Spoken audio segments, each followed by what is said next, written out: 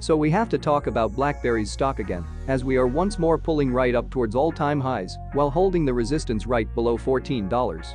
Just on today alone we are up almost 5%, boosting up from pullbacks after the initial short squeeze-driven spike in January. So what we are going to do today is give you an updated insight into what is happening to the stock and break down exactly whether it is a buy at the end of this video. But bear in mind that it is absolutely crucial to know what we have to talk about today before buying the stock, so stay tuned for that. Before we jump right in, however, just make sure to hit that subscribe button down below. And as we'll keep you updated on breaking news and awesome trading opportunities every single day, subscribing would not only help us but also you. So there is really no excuse for not smashing the subscribe button. It's free, and you can always unsubscribe if you feel so.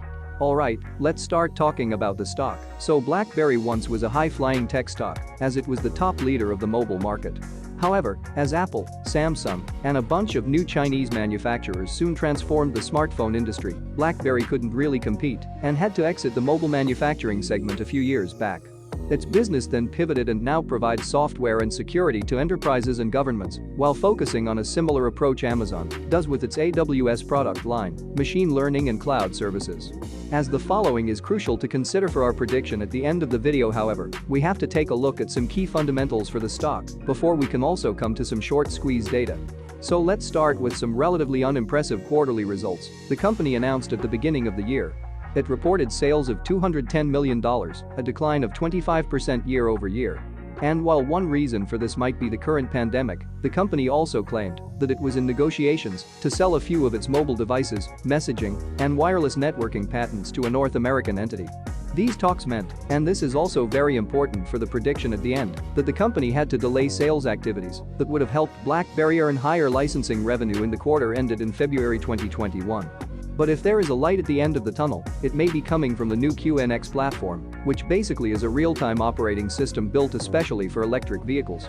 CEO John Chen remains very optimistic about the long-term prospects in the QNX segment and said that this has been an exceptional year to navigate. However, we are pleased with QNX's continued recovery despite new challenges from the global chip shortage. QNX now has design wins with 23 of the world's top 25 electric vehicle original equipment manufacturers and remains on course to return to a normal revenue run rate by mid-fiscal 2022. As we mentioned before, the global shift towards electric vehicles will be a key driver of top-line growth for the QNX system. But the real reason for the stock to be up so much right now is the new short squeeze attempt by retail traders, while being one of the most hyped stocks on Wall Street. And the BlackBerry stock price rally that we saw in the last few days is a game of a short squeeze and has nothing to do with fundamentals, although they justify buying for the long term. Nevertheless, the stock's trading volume suddenly surged to as much as 37 million compared to the average of 5.3 million, even when there was no news. And as we've seen before, Redditors basically forced hedge funds to square up their short positions while driving up the price due to them having to buy back in. And with a short volume ratio of 25%, such a short squeeze was definitely possible, which resulted in the massive price jumps.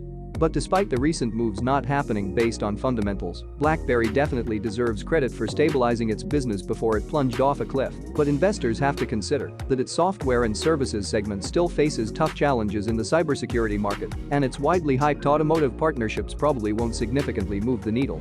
It can still squeeze out more revenue from its licensing business for now, and a general growth, especially with the hype from retail traders in mind, is certain. Alright, with that being it for today's video, thank you very much for watching. If you liked this video and want to support our mission of providing free financial information to everyone here on YouTube, please ensure you're subscribed and definitely consider leaving a like. As mentioned before, it really means the world to us. Thanks a lot, and see you next time.